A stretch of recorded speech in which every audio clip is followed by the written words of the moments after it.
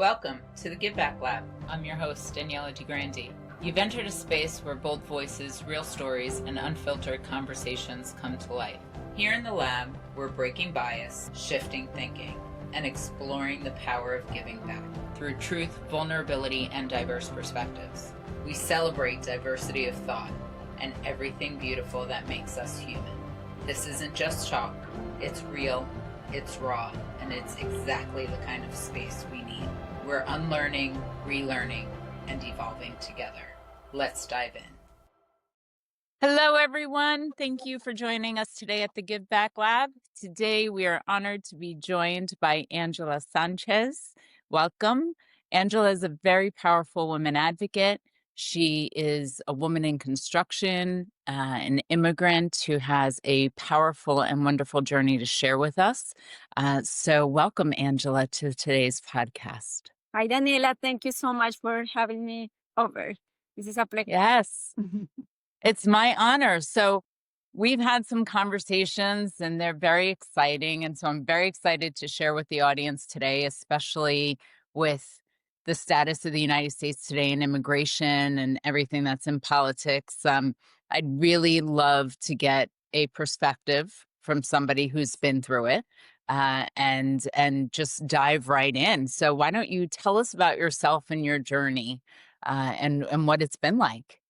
Perfect. Of course, Daniela. I'm happy to share what the journey has been so far. I am a Colombian civil engineer who moved to the States 26 years ago without the intention of actually moving to the States, which is funny. I am, as I said, a civil engineer, and I was happily living in Colombia. But my husband, he's a little bit more of an adventurer than me. He's more, I guess, risky. So at the time, we had planned to get into our master's degree. We had applied to the university in Bogota. We had been accepted, but one night my husband came and said, let's go and get our master's overseas.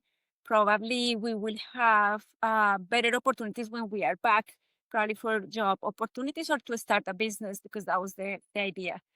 But we thought, okay, but where? And we thought Spain because we didn't know English. I mean, you take English like what? Probably in the States, people take Spanish, like you have to take. Right. If you don't practice it, Right. you don't really know it. So Right. that's what we know. And so we applied. Actually, we went through the whole process to go to Instituto de Empresa in Madrid in Spain. But not the problem, but the issue was that the program that we really wanted to do was the international MBA. And because it was international, it was in English. And then the whole thing of going to Spain, because of the language, came back to us like, now we have to learn English. We love the program there. And so we were going to sign into Berlitz, an institute of Yes, I know it. You know, okay, so but then my sister-in-law was living in New York City at the time, and she told us, why don't you come here and immerse in the culture, and maybe you can practice it and then just go to Spain. And so what we did, we said, okay, so let's do that. So we came to New York City and to learn English. And after, as tourists, right? And then we were gonna go to Spain, and that was the whole plan. So we were talking with people, trying to get to learn the language, immersing ourselves in the culture. Right. And New York is a very diverse city, it's a very international city. Yes. And obviously we had a very strong accent, I still do. But so people were like speaking to us in Spanish, and we were Right. oh, we want to learn English. So we decided to sign into an ESL program, English as a second language, in New York. And so we transferred our visa to a student visa, and we decided to study English properly. But after almost a year, of learning English as a second language without earning any income, because as a student you cannot really work and get any Right. income. Now we didn't have enough savings to move to Spain and do the whole program that we had in mind. And at the time, I had a friend. I still have a friend. She was in Manchester, in New Hampshire, and she told us, "Look, you already have your student visa. You can transfer your visa and get your master's here. Like you are already here, and get your master's here." And we said, "Okay, that was not the idea, but okay, we'll do it." And it was like August. It was like July, Daniela. So like all the applications had already passed. Everything's done. Right. Everybody was. I think the classes started the following week. It was something like that. So Wow. it was a graduate, so probably that's different. I don't know, but so we decided that my husband, he's a systems engineer, because it was computers and all of that. That probably it would go better if you would start first, because now, as I said, we didn't have enough savings for the two of us Right. to go to college here. And then I was gonna try to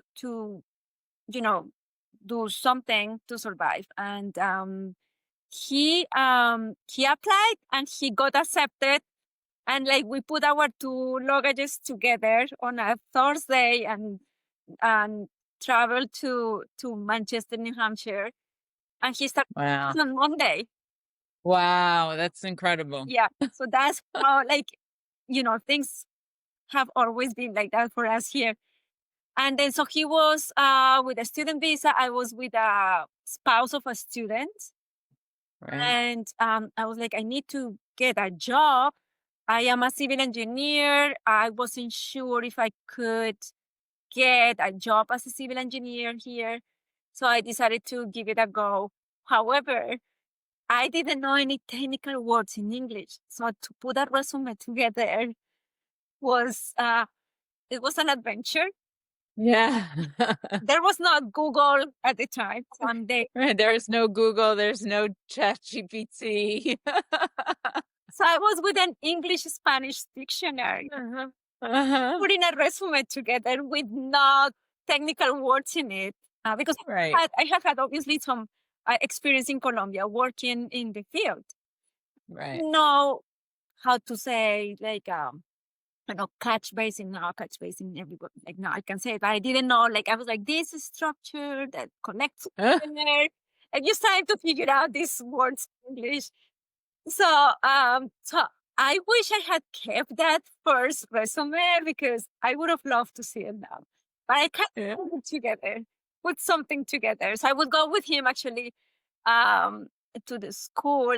And also that's another thing. We had to buy, it was Manchester, so we needed transportation. So we bought a $500 car. Uh-huh. So I go with him to the computer lab, and I Uh-huh. was working the computers there and put my resume together. And anyway, so I started sending like resumes for entry level positions. And I was very lucky that at the time the Big Dig was happening in Boston, which is a huge project in Boston, like billions of dollars project in Boston, and they were looking for engineers. There was a shortage of engineers, and I got an interview, a phone interview initially, which when you are learning a new language, Right. the body language is so important for you to understand. Right. Like, Right.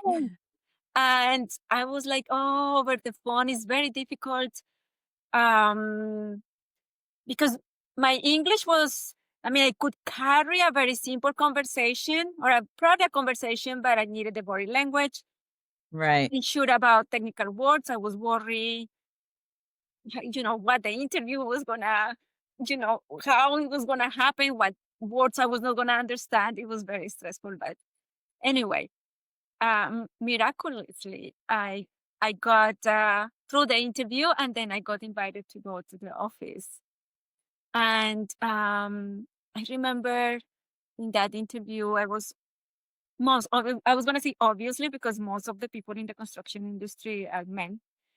So it was two guys there, two men there. And as I was being interviewed and I was answering their questions, one of them was very kind and very open to hear what I had to say. The other one was more like, "Oh no, that's not what I'm looking for." And actually, that was the one that was not very open to me was the hiring manager. Mm, So he was not like really having it with me, and so I left the interview, and I was like, "Yeah, I don't know how it went." And 2 weeks passed because they said in 2 weeks we will let you know. And 2 weeks passed, and I didn't hear from them. So I called the nice man, and it turned out that he was the VP of construction. And I just basically said, like, look, I know I didn't get the job. I understand, but you are the only civil engineer that I know in this country that probably you can help me fix my resume because right. I know my resume is not good. And he was very kind, very kind. And I call him one of my angels, really, here. And we met at the office after hours one day. And basically, I told him my experience, and he changed the whole resume. And 2 days later, he offered me a position with uh, sponsorship visa, like a work visa, yeah. whole thing. So that's how I just started. Like, That's an incredible story of perseverance, right? And just setting out. I love it because we have this objective, we have this vision, right? And you had the vision of going to graduate school and going to Spain, and then that had to pivot, right? So the vision itself didn't change. Your journey getting there did, right? And we see that in business all the time. And as a civil engineer, you must see that all of the time as well, right? There is a plan, but and never goes that way. as you're going down the plan, something's in the way, right? Rock's in the way. Do you go over it? Do you go through it? Do you go around it? It requires a lot of grit, right? The willingness to be vulnerable. And I love the fact that you embrace that because a lot of people I feel don't want to show that side of them. So I love that you embrace that because that's how we grow, right? You are where you are today because you allowed yourself to be vulnerable and be in those positions, and reaching out to that nice interviewer to say, can you at least help me? And the fact that he was so kind is such a testament to his character. So congratulations to him. That's wonderful. Yeah. Because I think that oftentimes we don't give back enough, right? Which is why I started this podcast. Diversity of thought. Let's help each other out. Let's bring people with us as we rise. Let's encourage and inspire. And this is truly an inspiring story. So where what was it like going in, right? So you worked in Colombia as a civil engineer and now working in a new culture. Well, then you come to New York, right? And the joke in New York, I'm from New York. The joke in New York is you're in New York, speak Spanish. So I totally understand. Yeah. Or I totally understand. everybody speaks there are so many languages that you hear in Yes. right? Yeah.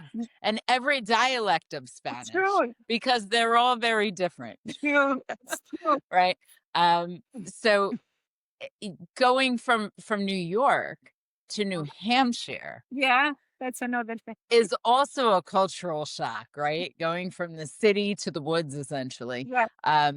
And then pivoting and working in Boston. Were you working on that tunnel project, that big tunnel project? Yeah.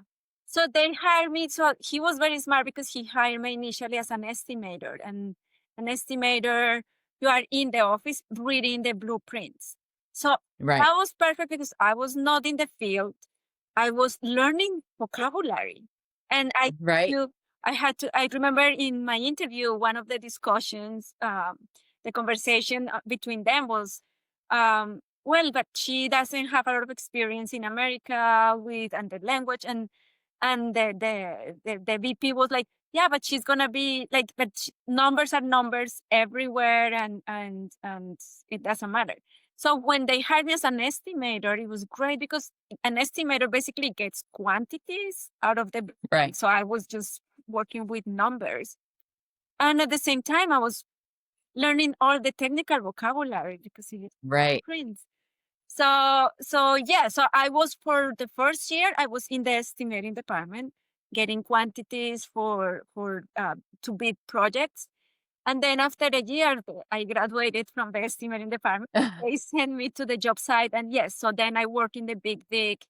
At the time was I started building the hangar for the TWA. I don't think they exist anymore.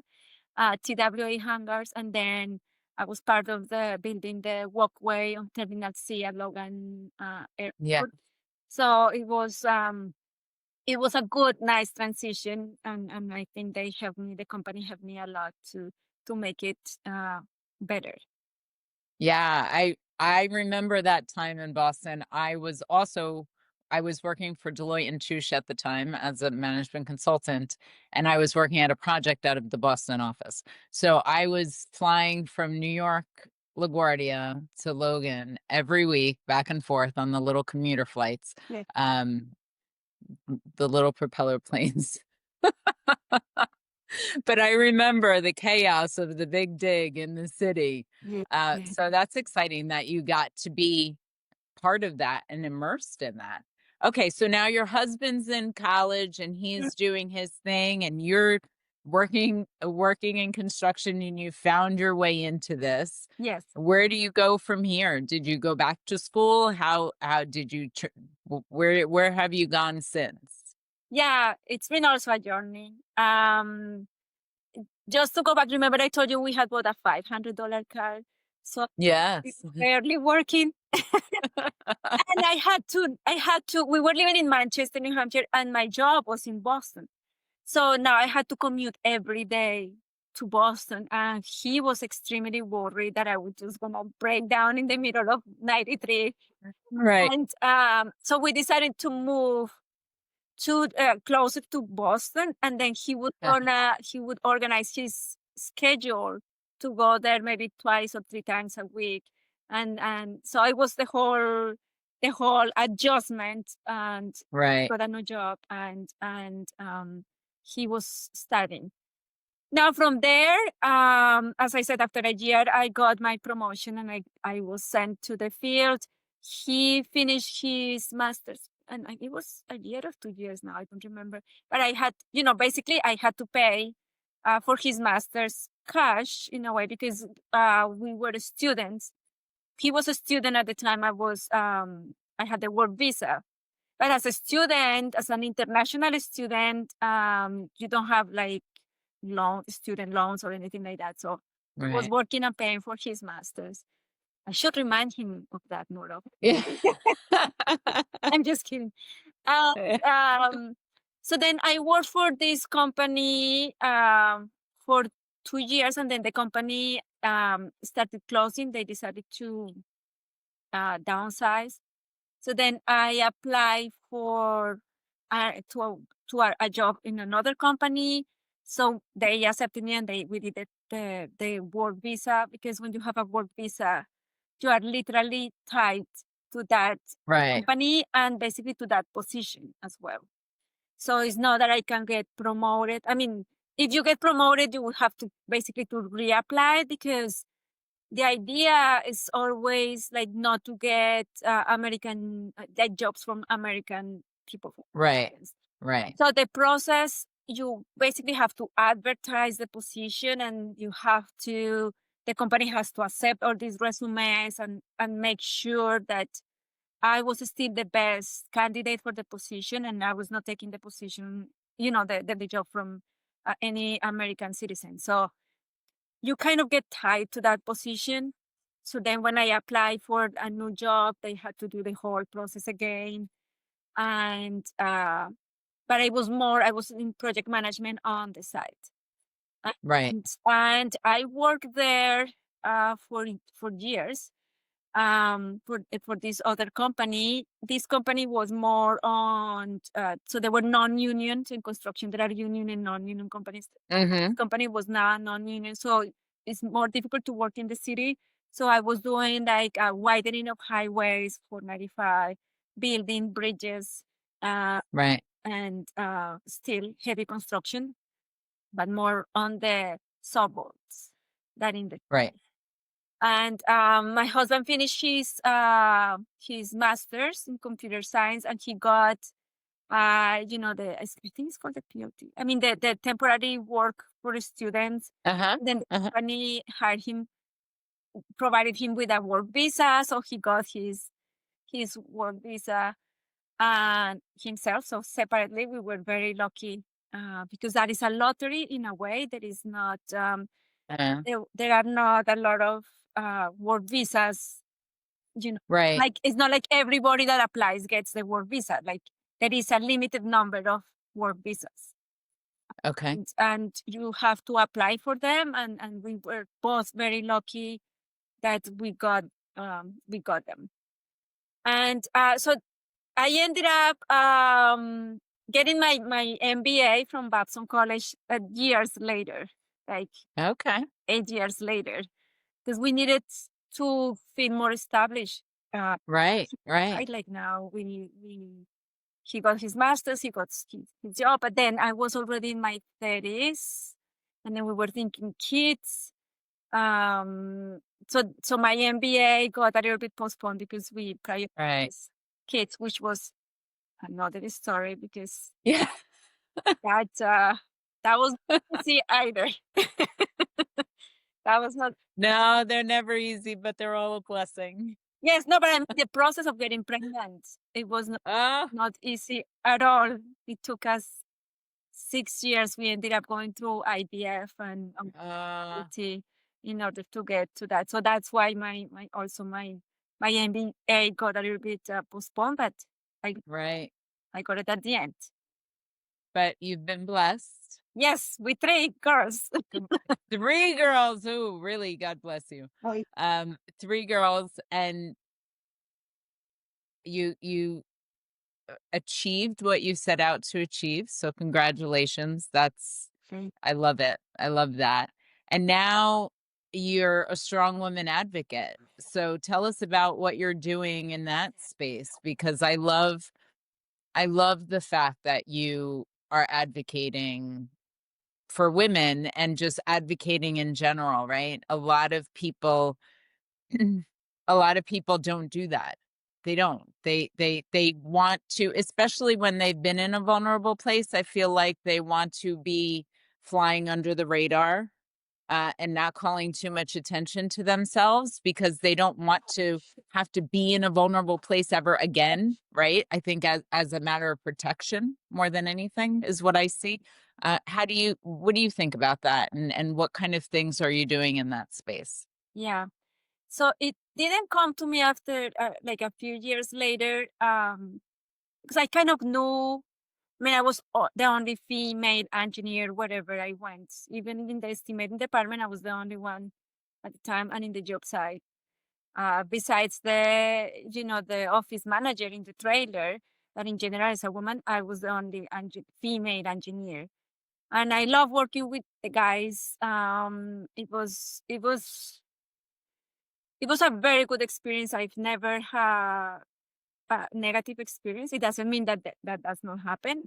Uh, Right. Personally, I've never had a bad experience. However, what I noticed at the time, it was like to grow within the organization.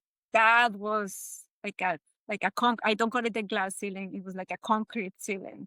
Right. But Right. I didn't see like the new people that they were bringing for like executive positions were all male. Um, I would come out because I started doing my MBA in Babson, that is very entrepreneurial and intrapreneurial too, on how you could improve processes internally in the companies and things like that. And I was with all these ideas, and I wanted to really improve processes, but my voice was not heard. And so then that created a little bit of frustration. But I never thought, Danielle, I never thought of these kind of differences between male and female way of thinking Mm. until I I left the construction industry eventually because I finally got pregnant, and that industry was not very mom friendly. It, Yeah. it was very difficult every time that I needed to take my daughter to the doctor. Right. It didn't feel right. I was like, didn't feel right. I didn't have like my family around to ask my mom to take her Right. to the doctor or anything like that. And my husband, being in IT, his life was a lot more flexible. Um, so for me, I kind of compared us to different lives, and I was like, I have no flexibility at all. This is not working for me in the stage of life that I have. And I think that's something I will come back to that thought later. That why I think we need to be more flexible Mhm. to come back to the corporate Mhm. and in my specific experience in construction. But what I realized was when after I left construction, I was like, I had already my MBA from Babson, so I was very entrepreneurial. I went to Babson because I wanted to start a business. I grew up with entrepreneur parents, so I always had that in and I started by accident, kind of an accident, a jewelry, sustainable and ethical jewelry business. And I said by accident because I was in construction. So I would just wear Right. jewelry myself because I like to. Right. But people kind of chase me and ask me like, "Hey, that is a nice necklace. Where did you get it?" And I was always like, "Oh yes, in Colombia," and that was the end of the story. But then I kept, having these people asking me where my jewelry was from, and coming from Babson and being so opportunity obsessed, I was like, Right. oh, maybe there is something here. And then in one of my trips to Colombia, I was talking to one of the artisans, and she was telling me how difficult her life was. At the time, Colombia was the second country with most internal displacement, Mm. meaning people move from the rural areas to the Right. big cities, right? And 60% of those displaced people were women. And they would come to the big cities without really job opportunities or not even money to buy raw materials Right. to do something. So I was listening to her story and how she was displaced and all of this. So then it came to my mind, okay, in the States, people like the styles and ideas. And she's struggling because I bought it on the streets. It was not like she had a boutique where Right. Right. Right. so I was like, how can I be that bridge? How can I be of help? Because I always think that entrepreneurship is the best way to positively impact the world. And I thought, how can I be that bridge and how can I impact both sides in a positive way? And I just brought a few pieces and went to Babson, like all in cafe there, and asked them like, I did my market research there, like how much would you pay for this? Do you like them? What do you think about the colors? And like all Right. of the Right. research. And so I started growing that business. And Babson has a program for female founders, an Uh-huh. accelerator, and I applied for the accelerator and I was accepted. And all of this is to tell you that in that accelerator for female founders, it kind of opened my mind to how we women think about business in a different way. It's not like better or worse, it's just different. Right. How companies or businesses could really benefit from that way of thinking, from our way of thinking. Right. So that's when I thought like, oh, so if companies can benefit from our way of thinking, we need to promote more women in business. And obviously with my experience in construction, I'm like, we do need more women in construction. Well, Yes. so that's how it was a long answer to your question, but No, I love that. the idea came to me of how we can really promote women and make them feel more confident that they have a lot to really give to the business world. Yeah. No, I've worked with a lot of startups and entrepreneurs, and I've worked in big corporations for a long time. I've worked across industries through management consulting. So I've seen, and a lot of that's been in the tech space, and in the tech space, it's mostly male dominated. Right. But you are 100% right. Women and men think differently, and that's okay, Yeah. right? It should be celebrated. Right.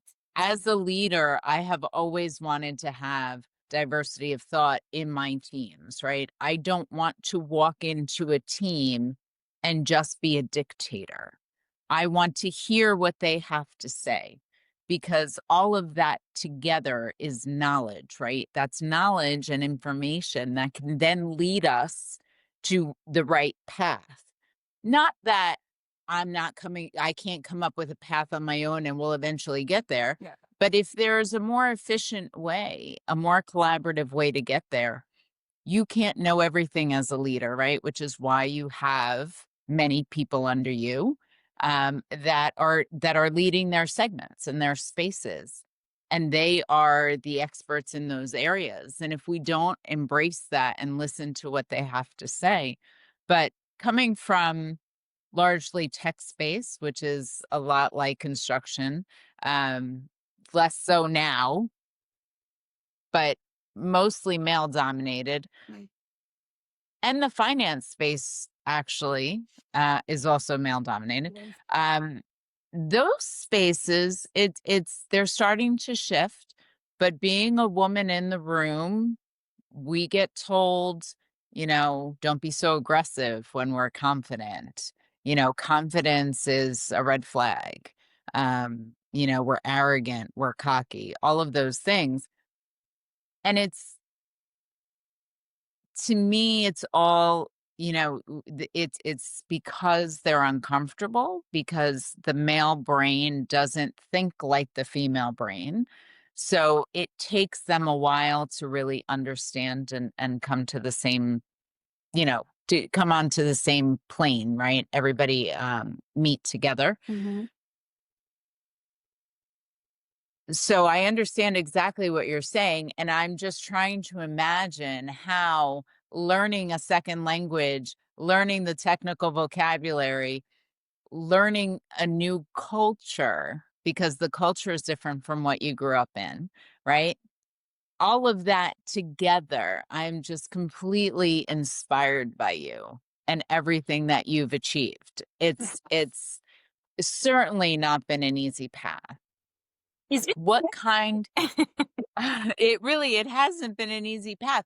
What kind of conversations do you find having with women? Phew, that is a very good question. Um, I haven't had a lot of conversation with women in construction, even though I started Yeah. a podcast for women in construction too, because I wanted to break the stigma that construction was mostly for men, or that you have to be kind of a woman, like tough, or with Right. this kind of frame. And if you see me, I'm very petite. I don't have that tough, appearance in me. And so the conversations that I've had with women in construction, or in this podcast, for me, excuse me, is more like how we can share our stories, on how, from so many different perspectives and ways of life, we ended up in construction, and how it is all valid, and how we can all really enhance the industry because of our experiences and our backgrounds.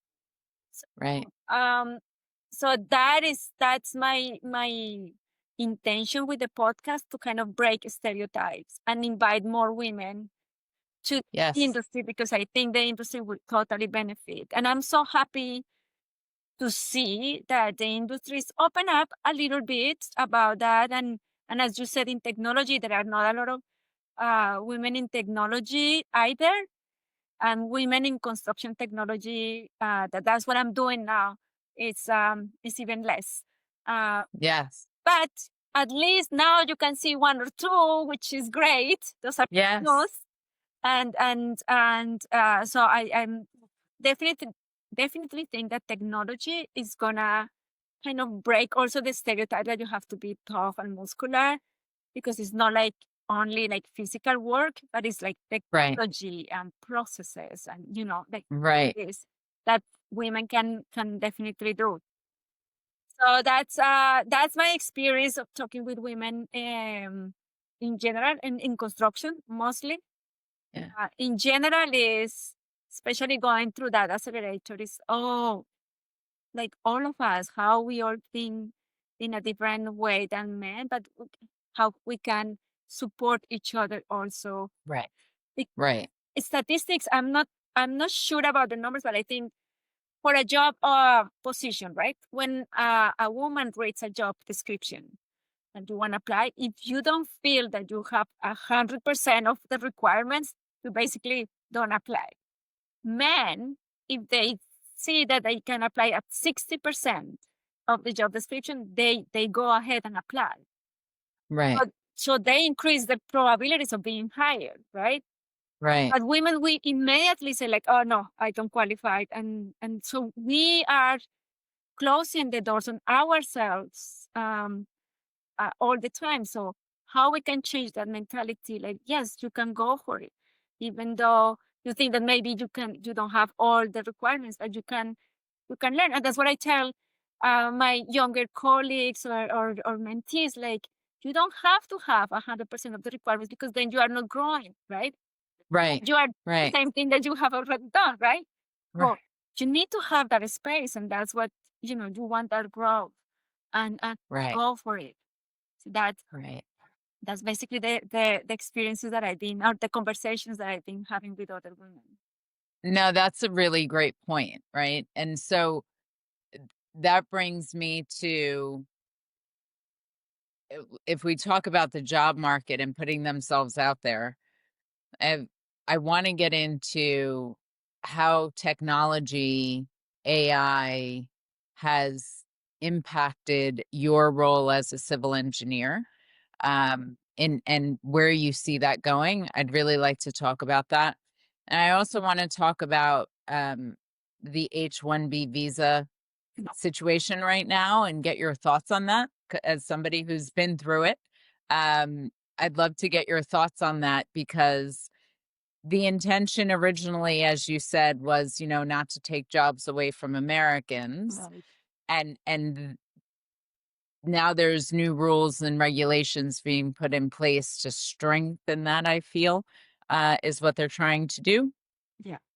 And so I'd like to get your thoughts on that. So kind of a two-prong approach, right? And it all comes together, Get that. because I think that the H-1B visa, the applying for jobs and getting sponsorship for jobs, and AI being used to weed out, resumes before they even see it, right? So how do we put any bias ourselves in our resumes Mhm. that is going to be caught, right? We women, that is going to be caught through an ATS system Mhm. that will weed us out, right? Because if they're looking for certain checklists and the male resume doesn't have that checklist and the female one does the female one go through and not the male one? Now that there's AI in place, it's an interesting conversation to see, and I should see if there are any studies on that, any stats on that, to see if there's been a shift. It may not be a shift in the number of applicants, but it may be a shift post pipeline, right? The ones that actually came through. Yeah. That'd be interesting. But there's bias in what we do as individuals, and so what when you're talking to your mentees and you're coaching them and they're applying for jobs, thinking back to your younger self, you decided to become a civil engineer. What thought process did you have then versus somebody who may be going through that transformation today, right? Years later, how is it different? Because it's so different years later. Yeah. So I want to take the first part of your question on technology, how I see changes, and then we'll talk about the work visa, H-1B visa. So the way I see technology right now in construction specifically, because that's my experience, is like what I was kind of mentioning. Like I think it's gonna open the doors for more women to come into the industry.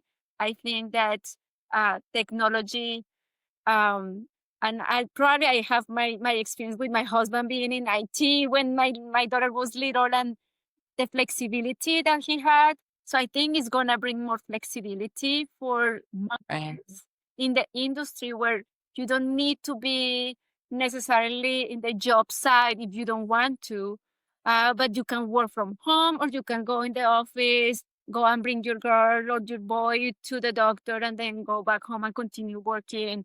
So I do believe that technology in construction is really going to improve, and I'm hopeful that that's really going to improve the options for women to join the industry. We just need the CEOs of these industries to be more open to those that flexibility for women. Because definitely, and not only in construction, there are a lot of industries or women. I believe, I don't remember the statistics right now, but a lot of women leave the labor for the workforce when they have their kids, right? Because that is a whole another job, right? Right. So, but I think if companies, if CEOs understand and are more open to the idea of flexibility, I never say that there is a work-life balance, because first I think that work is part of life, but second, I call it as a rhythm. As a rhythm. When people ask me, like, how do you handle like 3 girls and 2 companies and a husband and, being a daughter and a sister? It's like, it's a rhythm. It's a rhythm that one day you dance more with your daughters, right? You need to do dog appointments and everything. And the next day you have meetings and, you have to prepare. So it's a rhythm. And that's life. And I think that's all of that is life. Yeah. Uh, Yes. So the way I see technology is really as a good, positive impact, and I'm very positive. I'm a optimistic person, so the way I see. Yes. And in terms of the AI, when there are 2 resumes, I am hopeful also that it's gonna bring like quality in a way that is not like Angela Sanchez or John Smith. So maybe I'm gonna go more towards John Smith, even though Angela Sanchez could be a better fit. I think AI would kind of equalize the whole thing, and that's what I'm seeing right now. Like they could really equalize the the field, and the opportunities are gonna be more equal or more fair. Maybe that's the word. I'm not sure, but yes. So that's where I see technology in both ways, as a tool to give flexibility for women to join industries that probably they couldn't join before, or it was more difficult to join. And at the same time, when you are applying into a corporate job, maybe it's gonna be more fair. And so that's in regards with your question about technology. With the H-1B visa, what my experience was that from the beginning, it has always had intention, always, not to take jobs from American citizens, and I think that makes sense, right? If you don't want, if you live in Colombia, like where I was born, like you don't want other people to come and take your citizen's job, so that totally makes sense.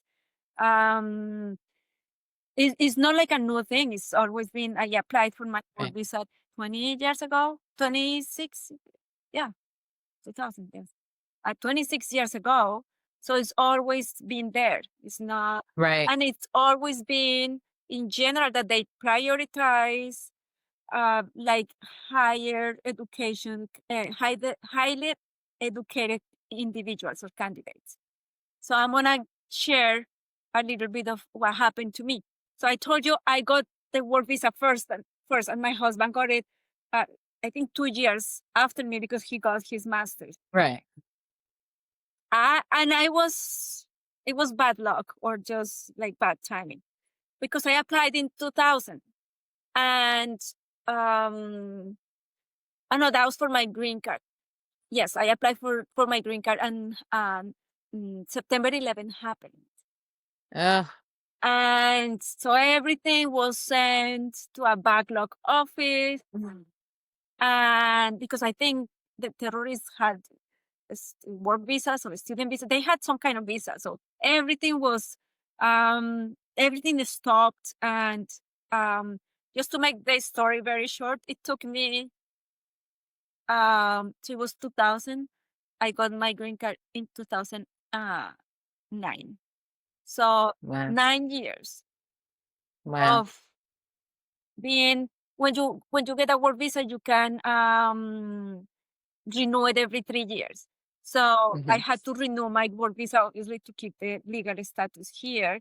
And while the green card process was happening at the same time. My husband applied. So I applied. I didn't have my master's at the time, right? I got my master's later.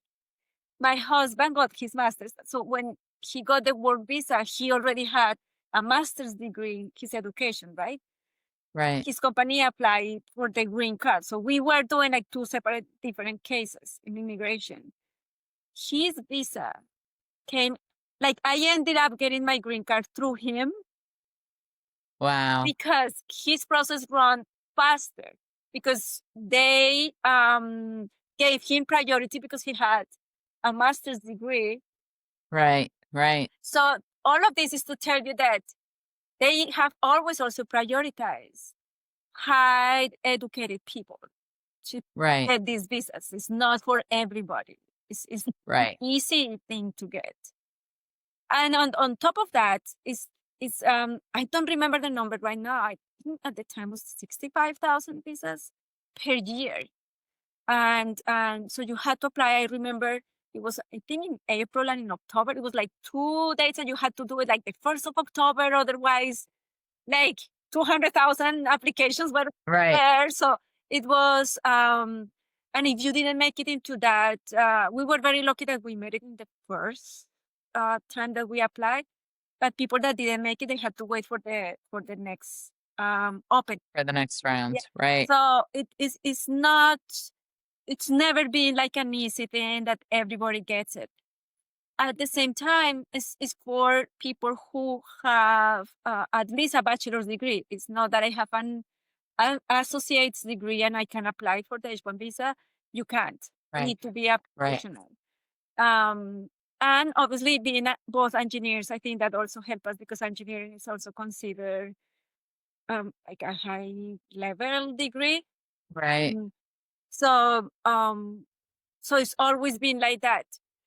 What I think about and it's never been like cheap either.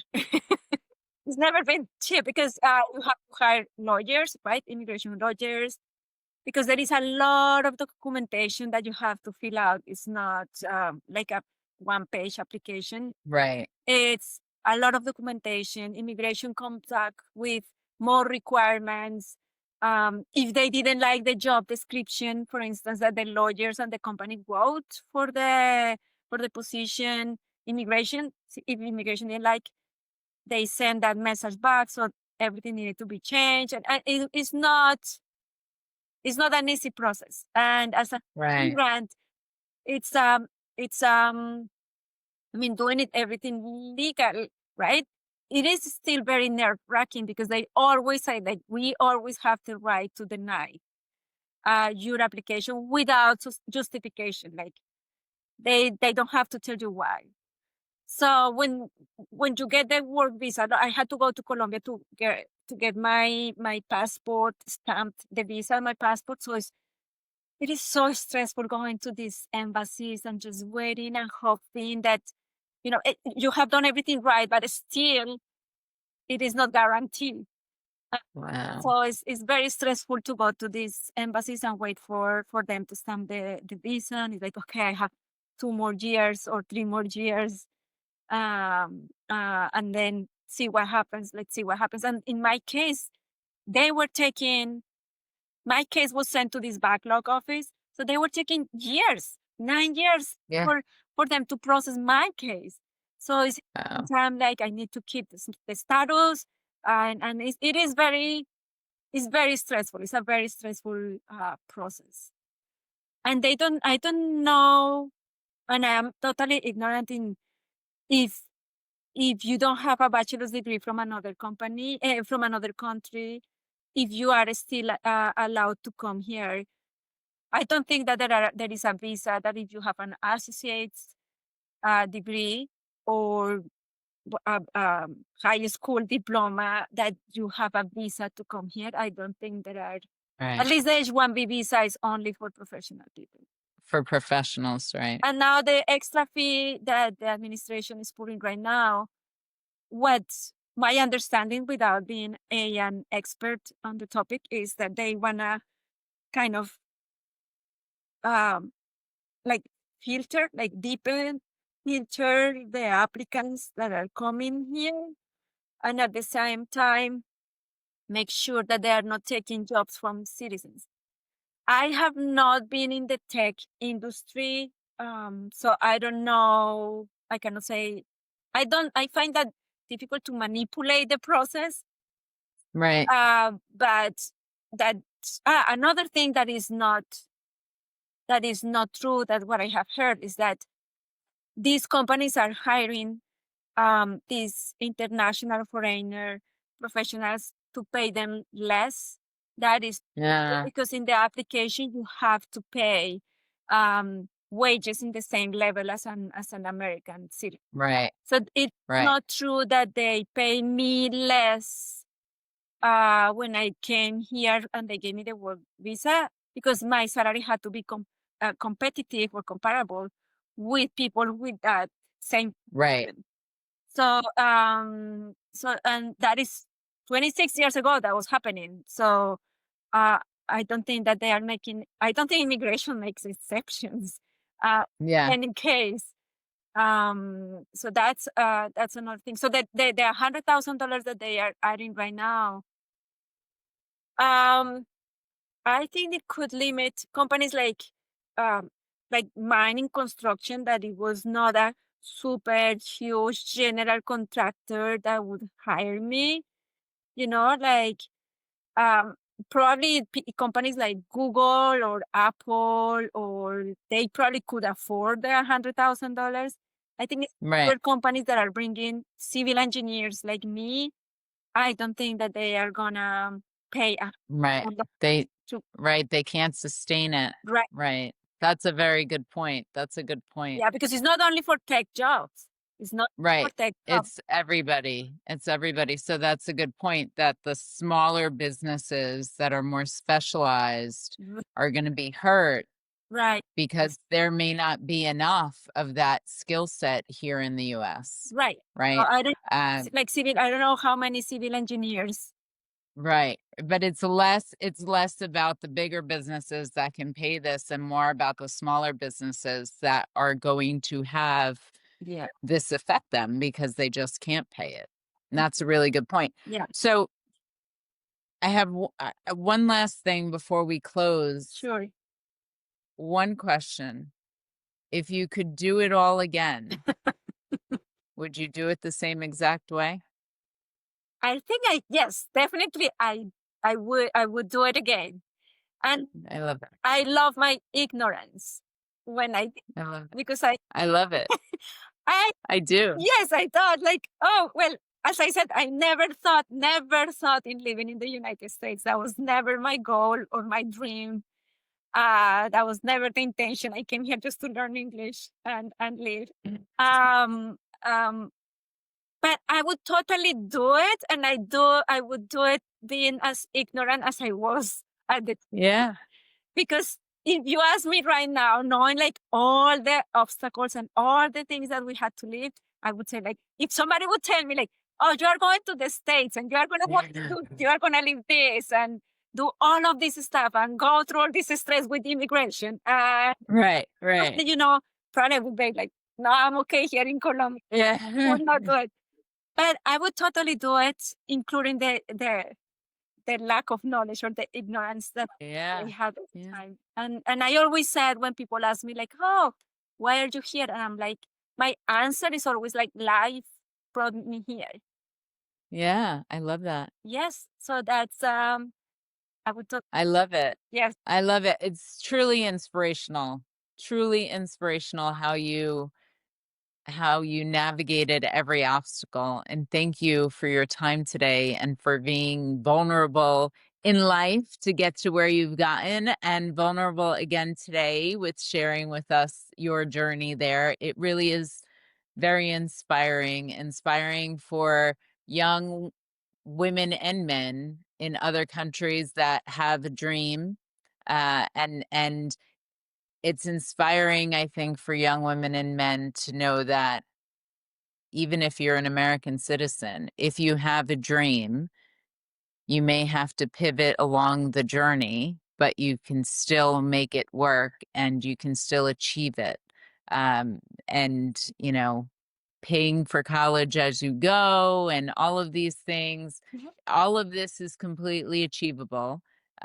Yep. And I love the fact that you say embrace the ignorance, right? Because if you don't know what's coming, it makes it probably easier Yeah. And it's to to how to dodge and weave. you are not be scared, right? And I think in that out of your comfort zone is where you can grow. And I Yes, think this country has given me so many things that I'm really grateful for.